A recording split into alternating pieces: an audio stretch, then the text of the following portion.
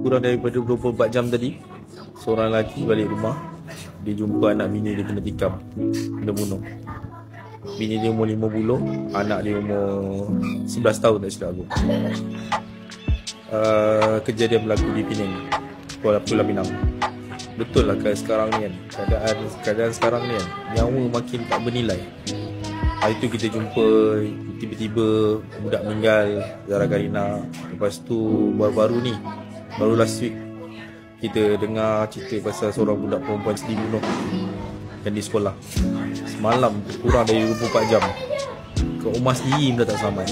Betapa nyawa tu tak bernilai. Apa-apa pun korang hati-hati. Kat rumah sentiasa kunci, sentiasa jaga keselamatan. Ingat, zaman dah berubah, bukan macam dulu-dulu lagi. Okay, bye. Assalamualaikum tau. Esok abang ni nak kerja tau. Aku nak kerja esok. Isteri aku dengan anak aku kena bunuh dekat rumah. Aku balik-balik tengok pintu terbuka apa semua, tengok bini aku melimpah darah. Anak aku pun kena bunuh. Kau tinggal luar ni.